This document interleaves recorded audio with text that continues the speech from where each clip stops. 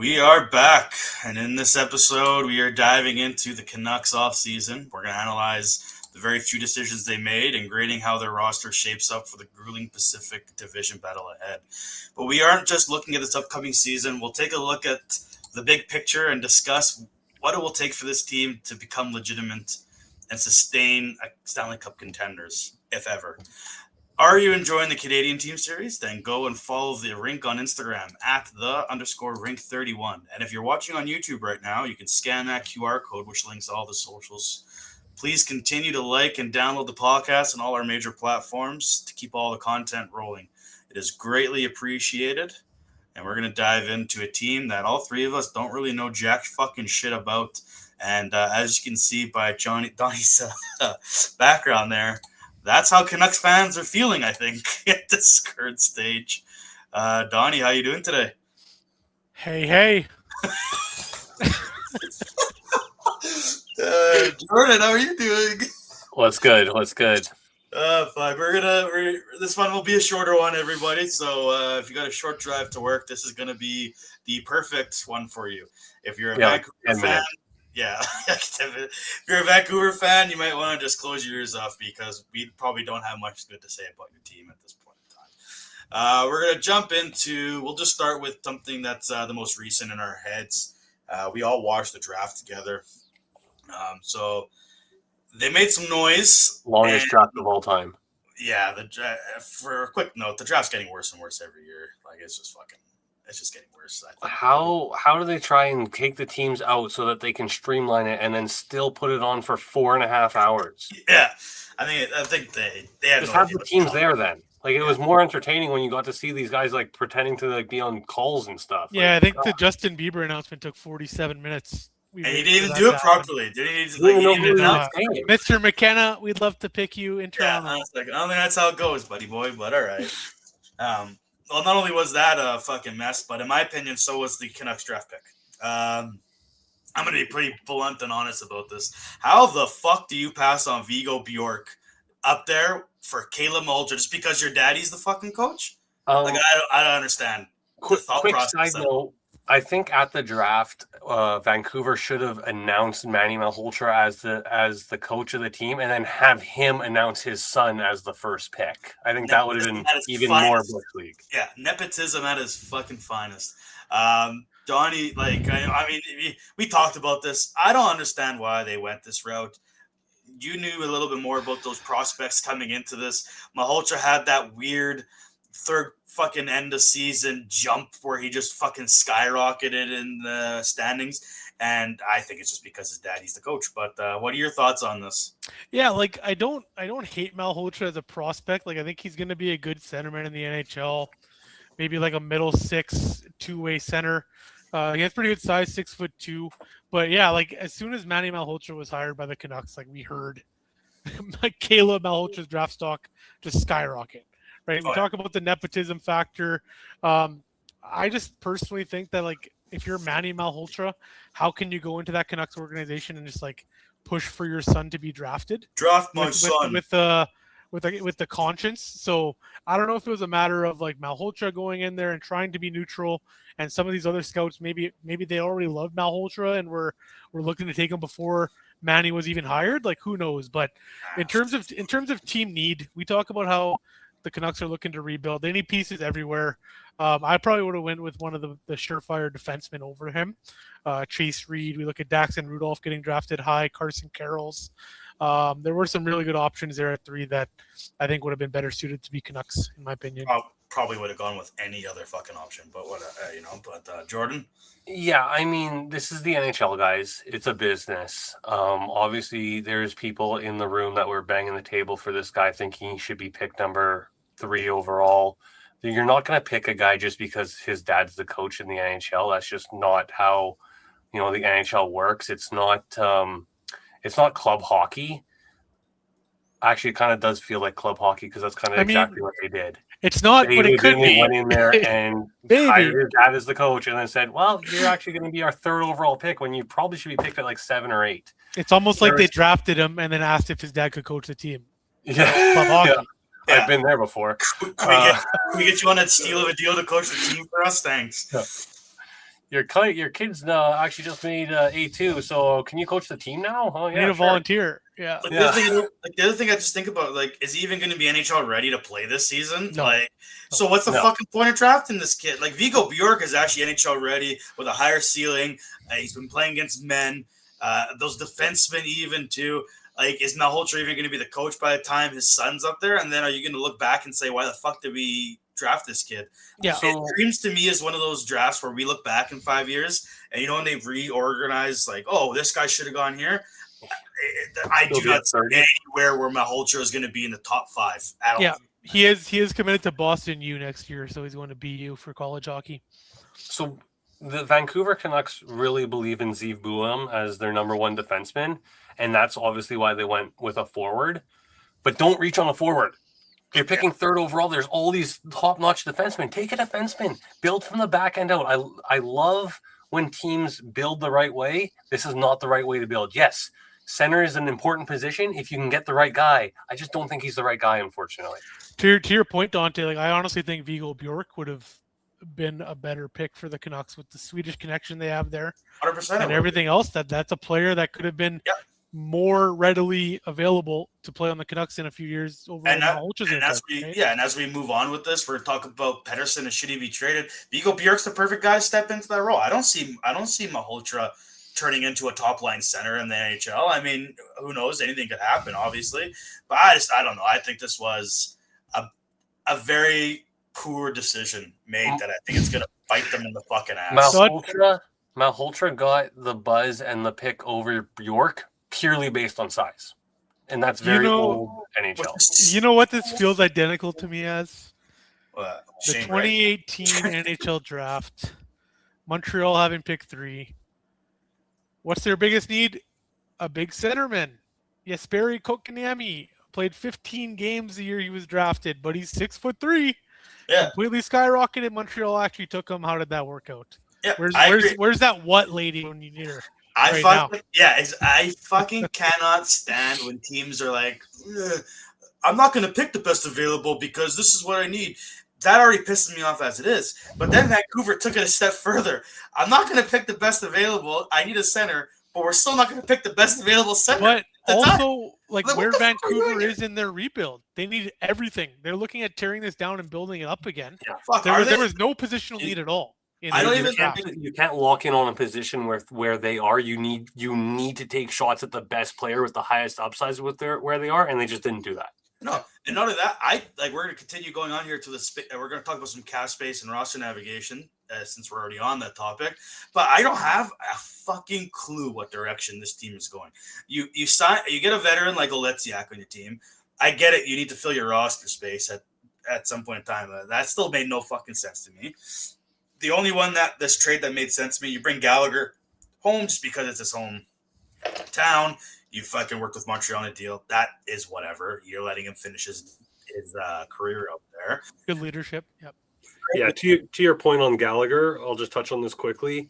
Gallagher's a guy that honestly I would have liked in Calgary just for his leadership and he's been around and he does it the right way. He's just a good guy to have in the room for a lot of young guys to kind of look up to and see how you should play in the NHL and how you should, carry yourself. I think he's actually a good ad for a young team, not looking to do a lot, but needs a true leader in the dressing room. I think that's exactly what he brings. Yeah, and I don't think this is his last year either. He's not in the last. He's got 2 more years. He has one. This is his last season. This is his last season. He's a UFA, but Dante, we saw him be inserted in the playoffs and score a goal on his second shift against Tampa Bay round 1. We advocated for him to be brought in multiple other times. We needed a spark.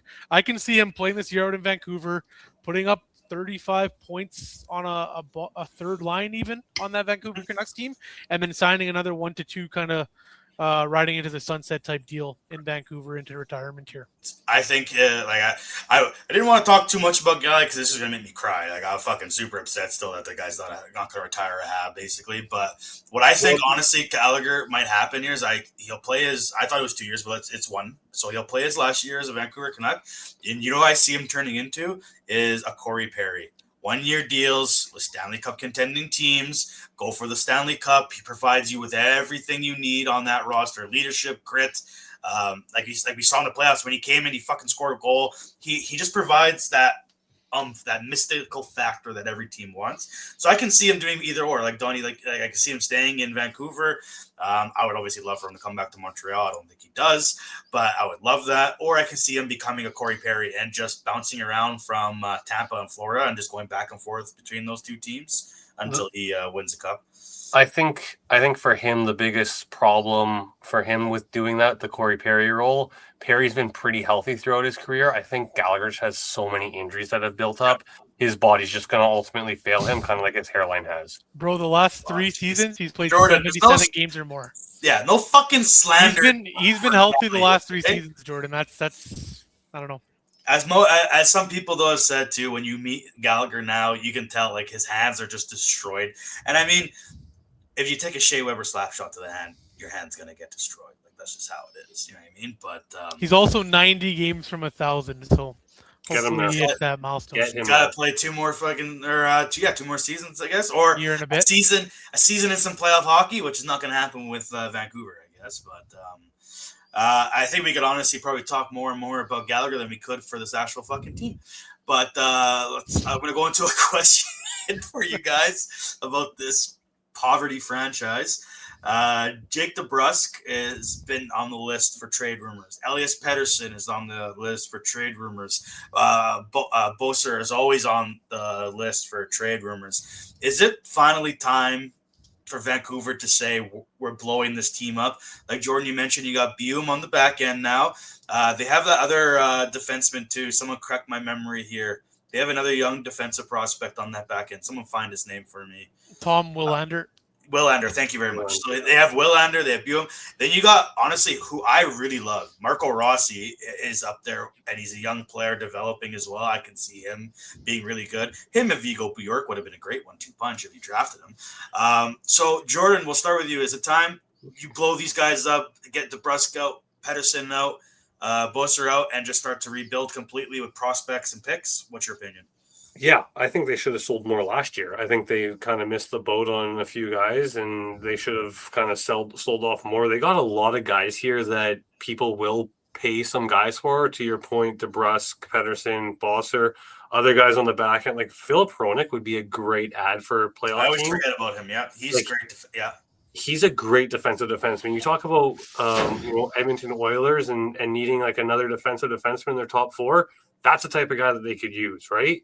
Yeah. And then like Alexiak, the only reason you sign Alexiak is if you're going to flip him. To me, it makes no sense to bring him in and just hold on to him and have him play out his season with you. Bring him in, flip him at the deadline for assets. That's what makes the most sense with that guy. I heard they were going to name him captain, actually. But I agree. Like, I think everyone knows Vancouver's in a rebuild. Everyone and their nieces know that. But it doesn't seem like they're in a hurry to like sell these pieces. Like, I think their general manager is patient. They have this new general manager they just hired. Name escaping me. Johnson, I think Ryan Johnson.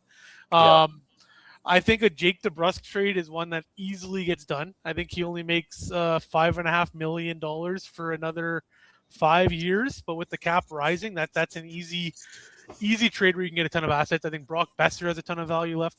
Elias Pettersson is a hard one for me. With that $11.6 million contract, you're almost bringing him back, hoping he returns to form just to raise his value again. If you're the Canucks, you had the whole JT Miller saga. You had this issue with leadership, injuries the past few years, et cetera. But if he can go back to being like almost a point per game or 70-point centerman, there's tons of teams that would line up for taking him close to that $11.6 million cap hit or slightly retained. I've actually heard that Philip Hronik is one that they're looking to keep for the long haul. JT Miller's gone. They don't have a captain right now, right? Was Miller their captain, or did they have one? I have no at all. No, I think they just had his last assistants, right? So yeah. I think Hronik could. So irrelevant. I have no idea. I think Hronik could get the C almost even as early as this year if that's something they want to lock in. Is like you're our number 1 D until you're not anymore, and he's comfortable with being in Vancouver and seeing that rebuild through. They have some really good other young pieces. This Jonathan Lekkerimäki was a high pick a few years ago. Good Swedish winger with an insane shot, can put up goals. They got this Liam Ogren Swede as the other piece in that Quinn Hughes trade. He's only 22 and has some pieces, some really good skills. And we talked about Zeev Buem, right? I think that's who they're hitching their horse to as their number 1D moving forward. The other one that kind of really I have questions about is Thatcher Demko. Like obviously we have the health issues. He makes $8.5 million for another 3 years. He's 30 years old. If he can show any kind of durability this season, I still think he's one of like the top 15 goalies in the league when he's healthy. There are teams that could be in the playoff race coming the trade deadline that could look at acquiring someone like that and shoring up their goaltending situation. Exactly. So there are a lot of, I think, like sticks in the fire on the Vancouver side here, but it just doesn't feel to me that they're looking at making all of these trades in the first half of the season here just to get rid of them, right? They're going to wait for the right deal. Yeah. I always make the jokes, right? Like, this new GM came in, he traded Marcus Pettersson away for a first, and I always make the joke that he thought he was trading Elias Pettersson to start the rebuild, because I don't know, I don't know much about Marcus Pettersson. I don't know about you guys, but a first round pick for the guy, like he's solid. He's a solid. Is he that good? Like, and then they also have an Elias Pettersson on their decor as well. So they got basically 2 Eliases and a Marcus. They did, and none of them are related, correct? Yes, correct. That's just like, at this point, just trade the whole fucking team away. Like, I agree with you, Donnie. He doesn't seem to be in a rush. I also look at Demko and Pettersson, and they have $17 million in cap, and they're not using it anytime soon. Demko's got 3 years left, so for me at Demko, I would be retaining at 50%. You pay him for three more years. You're not competing in 3 years anyway. Who gives a shit? So that should be an easy move right then and there. And then Pettersson, yeah, you got to look. I think this is the time to start looking at moving him, or does he return to form? I mean, Donnie, you and I kind of talked about this for Montreal as an option at the time for a second-line center, looking for a change of scenery. There's things I like about him. There's things I don't like about him, obviously. I'm kind of tired of project players coming to Montreal at this point in time and where we're at. That being said, he's not a full project like someone like Kirby Dach was, kind of thing, and clearly failed. Yeah. But I don't know. I think there's a market for these guys, but yeah, he's clearly taking his time to get associated with this team and seeing where he wants to go. Like, you're not attracting any free agents to this team whatsoever, so you're building the team through the draft. I think if I'm Vancouver, specifically with Pettersson, I'm holding him and hoping, like to your point, Donnie, he can kind of return back to value. I don't think this is the year you trade him. People aren't going to want to take on that length of contract, especially not at full price.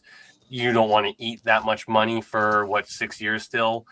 And I think there's definitely talent there. So hope that he can kind of boost his stock so that down the line you can trade him for a better haul closer to when you're maybe a year or two out from, taking that next step. Yeah, I think you're holding him in hopes that he ups his value, not to actually just hold him to try to compete. They're not competing anytime soon. No, I think we know that, right? So if you have 1 to 2 years of Pettersson where he's putting up points, the value is going to skyrocket, and then you pull the trigger at the peak, hopefully. Yeah. No, I agree. They're not going to compete anytime soon. So if you're going to place a future bet, especially with a company like DraftKings, our sponsor, you should bet for them to be absolute dog shit for the next probably fucking 5 years. We're going to take a quick break, listen to our sponsor, and we'll get into wrapping up with some more nepotism in the Calgary Flames, or not Calgary Flames. Fuck, sorry, Jordan. Some more nepotism in the Vancouver system here, and then what they should do next. So we'll be right back. It all comes down to this, a best-of-7 battle, and DraftKings has you covered every step of the way. The DraftKings Sports app is now available in all 50 states and includes all markets. Sweat every shift of the series, all in one place with one app. New DraftKings customers sign up with code THPN. Spend $5 to get $200 in rewards within 21 days. That's code THPN. In partnership with DraftKings, the crown is yours. Bet with DK Sportsbook. Gambling problem? Call 1-800-GAMBLER. 1-800-MY-RESET. New York, call 877-8-HOPE-NY or text HOPE-NY. Connecticut, call 888-789-7777 or visit ccpg.org. On behalf of Boot Hill Casino in Kansas, that text pass through may apply in Illinois. 21 and over. Void in Ontario. Event contract trading with DraftKings. Predictions involves risk of loss. Sportsbook bonus bets expire in 7 days. $50 in predictions dollars issued weekly for 3 weeks, expire in 1 year. Team 1 non-withdrawable reward. Availability varies. Predictions offer void in New York. Ends June 28. Terms at dkng.co/audio. There should be a separate little thing in there that says, "Don't bet on the Vancouver Canucks because you're just going to end up losing your money." Or just take the under for win total. Take the under on everything. We kind of touched about it briefly in the draft there. Manny Malhotra is taking the reins behind the bench, along newly appointed assistant coach Ryan Mugnell. Both these guys, I don't know much about Malhotra. Mugnell, though, is, from what I have here, his quick little coach's profile is that he is huge in youth development and huge in young players and bringing them into the next step. That's kind of what he's been known for with his draft profile or his coach profile here. So my question is, I guess, overall, you're announcing these two as your coaches, which clearly, in my opinion, I don't know about you guys, is stating that you're going into the way of youth. You're going into the way of where we know we're not there. We know we need to start to build a team, kind of like I think a lot of teams are looking over to Montreal and seeing what they did with Marty and starting to do their own versions of that. And Vancouver starting here with Malhotra. So this point going forward, just to kind of touch base on it, Malhotra, do we think he's going to be the right choice long-term for this team? Where do we see Vancouver going in the future here with their coaches? What kind of leash is Malhotra on? All that kind of stuff. Donnie, let's go with you first. Yeah, I honestly love the Malhotra hire. When you hear of the rumored other coaches that they were interviewing, you hear of Bruce Cassidy, Tom Nelson. Apparently, they interviewed John Tortorella as well, or they had interest in him. Like I'm always a fan. I will always lean on the side of giving a young coach an opportunity. Dante, Yeah. we talk about it as Marty St. Louis Louis, stands. Yeah. We love Marty as Montreal fans. Manny Malhotra was also a very highly intelligent NHL player, almost exclusively AHL level, fourth line center, won faceoffs, played his last game in a Montreal Canadiens jersey, I believe. But yeah, I think he brings the intelligence, the modern coaching style, what the Canucks were looking for. Obviously, the Sedins were at the helm in that hire. I think they played with Manny as well. Yeah. So you have that connection there as well. Yeah, I think it was the best coach for the situation that they could have gone with. I didn't see anyone else on the market that I would have liked more. No. That's how I'd put it. They're going to be the best face-off team in the NHL, that's for damn sure, because Manny Malhotra was a fucking whiz. And I think his second son's coming up in the draft too, so they're going to reach on the him. whole team, yeah, 100%. Two sons. We'll draft him first overall over there instead, fuck. Sons of Anarchy. I'm a huge fan of bringing in ex-players to be your GM, to be your coach. You've seen it work. You've seen success with it. I think they just have a different mind for the game. They know how to connect with players, I think, on a different level than a lot of these older coaches that keep getting recycled.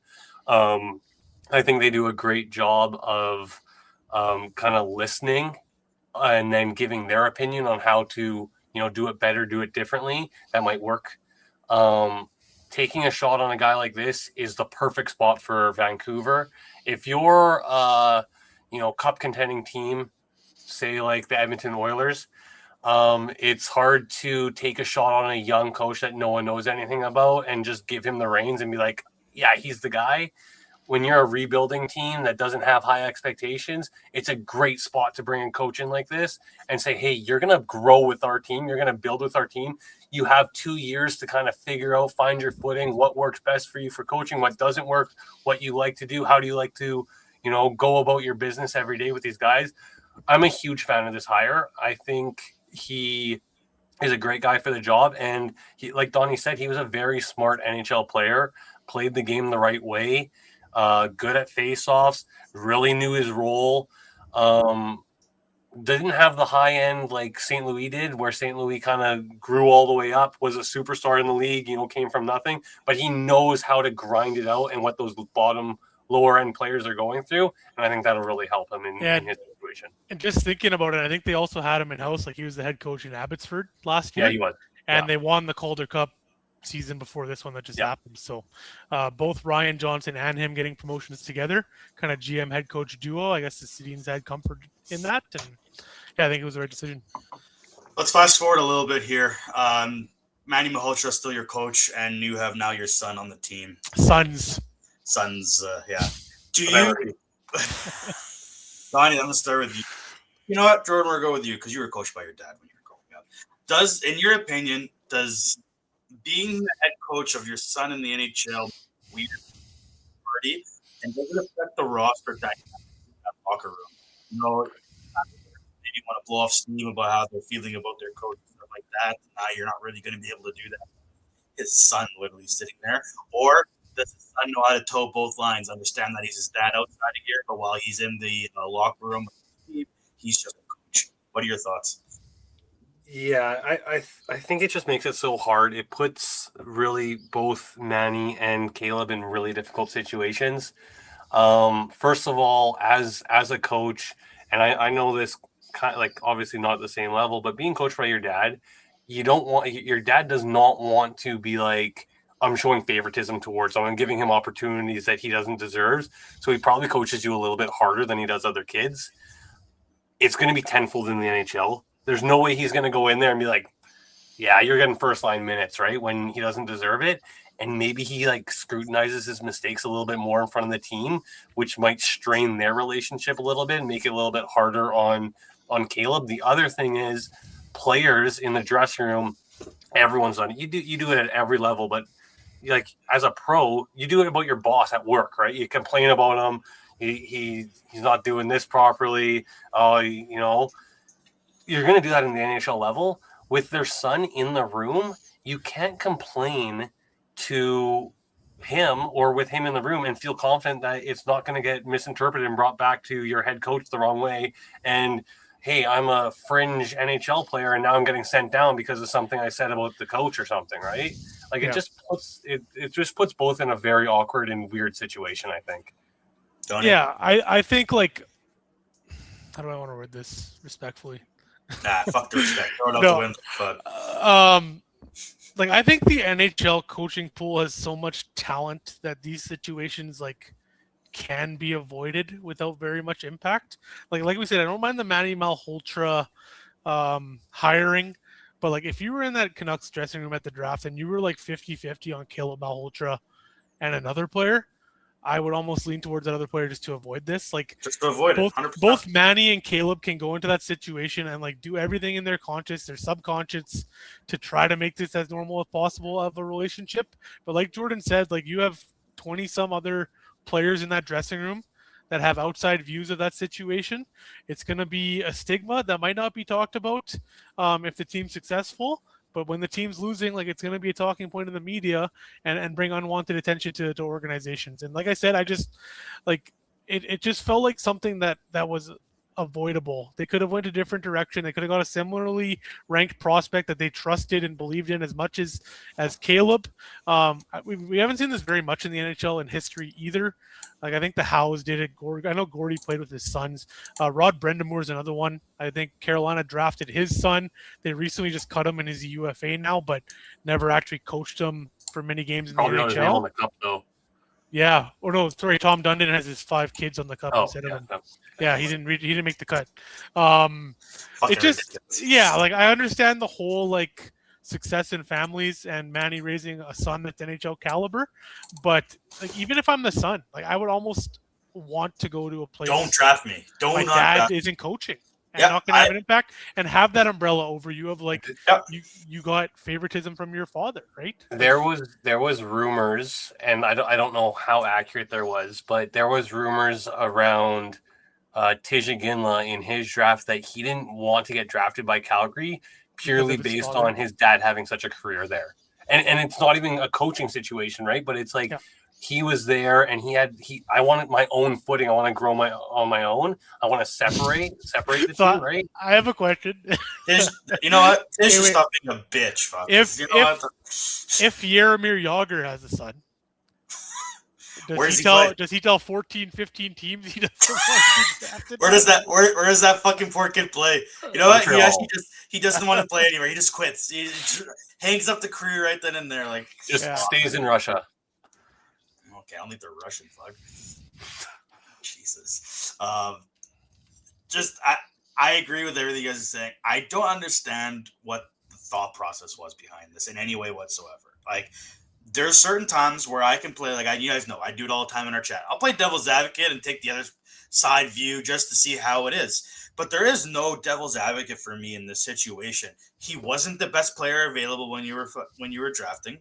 There were way better options on the table. This was a completely avoidable situation. This kid is going to live with the fact that some people are going to go to the extreme. Oh, you're only in the NHL because of your dad. Never mind, you're getting the opportunities you are on this roster because of him. And he's their first main piece being drafted in what is going to be most likely a full rebuild. So he's your first piece you're drafting, which most of the time means you're going to build around this kid going into the future. He's going to have a leadership role going in. How the fuck are you going to have a leadership role for your team when your daddy's the coach? You know what I mean? And then I even said to you guys at the beginning, I don't know, maybe by the time he truly steps into form, Malhotra's not even the coach anymore. But at that point in time, then I mean, what the hell's the point? You're clearly bringing this guy in to help rebuild the team. So you're bringing him to rebuild. He's going to be part of the rebuild. So like we mentioned, he's going to be a Marty. He's going to be around from the beginning for all these young kids and hopefully stay with them right till when they're competitive. I just don't know. Sorry. The other thing that I just kind of thought of is it puts whoever's put in the leadership role in that locker room in a very difficult position too. Like say Philip Hronek gets named captain, Caleb comes up and he's not doing something right. And you need to bring that up to the coach. Well, now I'm talking potentially bad about the coach's son to the coach. Your son's fucking ass. There's so many moving parts that makes it so difficult to navigate the waters properly that it's going to be a very interesting situation once it actually happens. And in that situation, you almost need someone above Manny Malhotra, like managing the overall process, like a president of hockey ops, like checking in with Manny and the players regularly. I'm sure Sedins are going to be playing a very active role in that organization, I think, just with like these conflicts of interest that are kind of coming up, but will be interesting to see. We're going to wrap it up here towards the end. We'll do the same thing we did for the previous one with the Edmonton, where you guys will be the GM in a second and you'll make a decision. But your decision this time is going to be, I'll give you two options. I mean, I think I know what the answer is going to be. But do you go full rebuild with guys like Tom Willander, Bio, and Malhotra and just completely empty out your cabinets, collecting your picks, your prospects, and all that? Or do you do a semi-retool process? We mentioned how Hronek they mentioned they want to keep Hronek for the long haul here.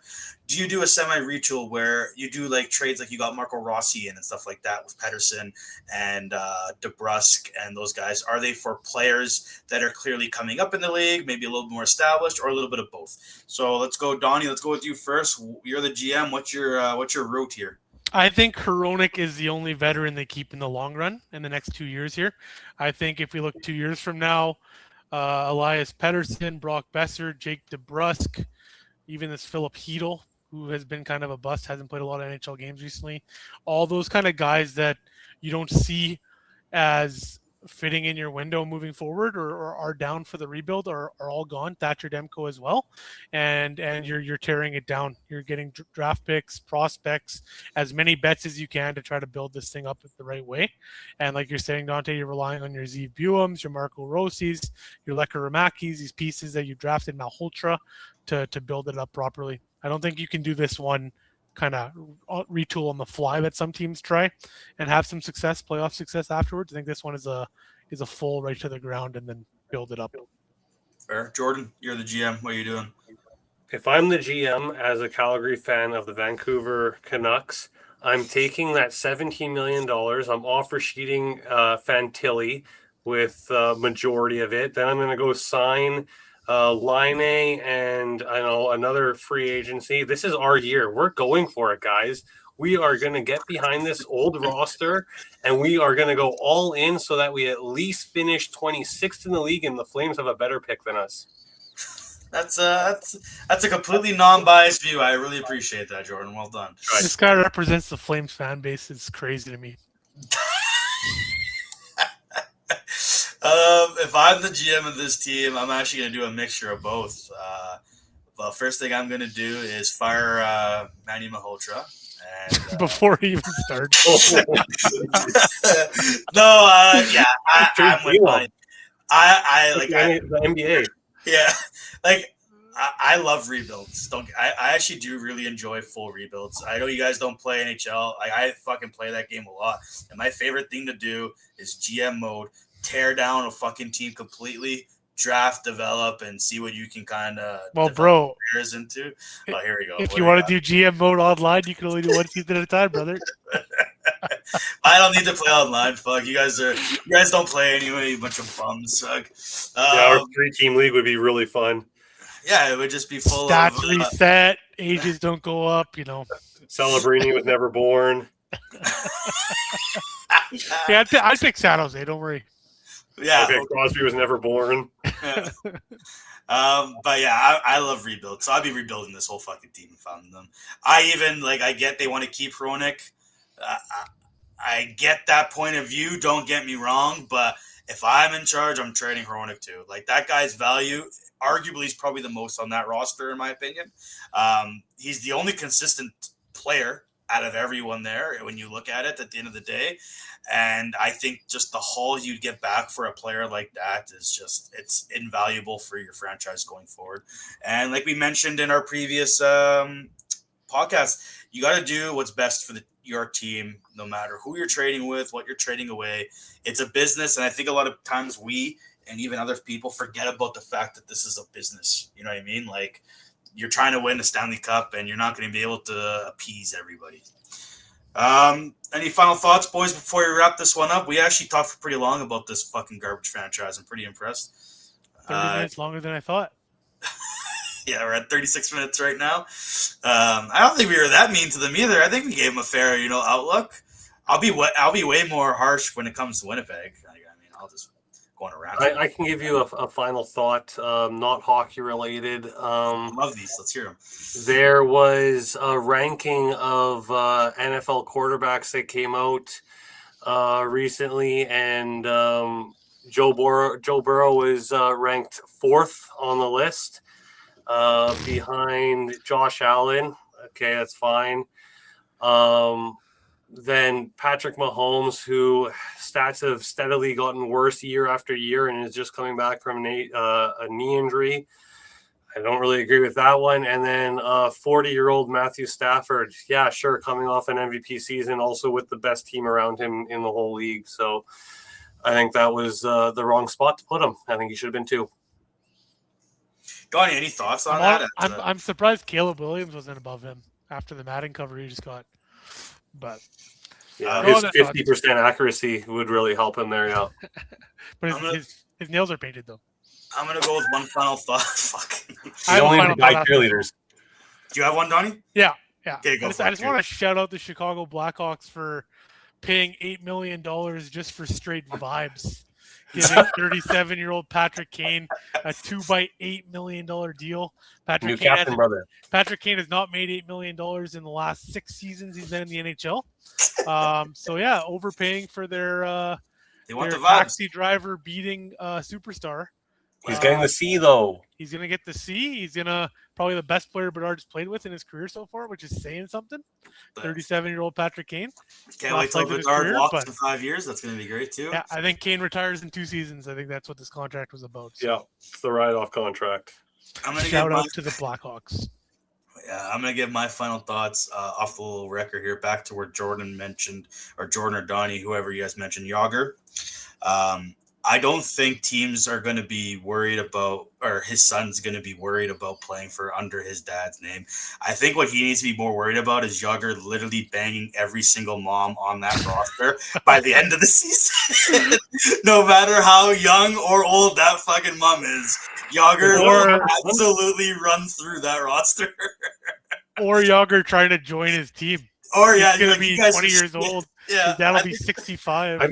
I'm pretty sure Yager got snipped at like 20 so he could sleep with everyone and not have any consequences. Yeah, that's why that's what that's insider info, brother. That's insider info, brother. My favorite, from a source. I'll never forget that little fucking thing where that girl that he was banging, or that really young girl, posted that video or picture on social media of him trying to like blackmail him, and he just was like, "Yeah, that's me." Just confirmed it. Just Proud. confirmed it right away. Just so Yeah. proud of what he accomplished. Guy's a legend, man. blame him. Shit. Well, that'll wrap up Vancouver for us. I'm not entirely sure who's coming out next. It could be it's probably going to be, what do we got left? Toronto, Winnipeg, and then Calgary, Montreal, probably, right? I think Yeah, probably that order. Probably in that exact order. The next that being said, if you're like what you hear in the next two podcasts are just going to be straight ripping apart Toronto and then ripping apart Vancouver or Winnipeg on my half. The other two over here might be nicer to Winnipeg because they're pussies. But other than that, I look forward to the next ones. Also, if the fans out there want us to discuss anything, leave comments below. No, don't comment on my videos. I'll delete them all. Yeah, if you guys want to hear anything in particular, let us know. I'm sure we'll bitch about it in some way or form. Thanks, boys, for joining me once again. All right. DC signing off. Fuck. I do something new every time for this. Once again, like Jordan said, comment, but make sure to follow, like, subscribe, blah, blah, blah, all the above. And we can keep bringing you guys more. Thanks again for joining, boys. Peace. Peace. DC signing off.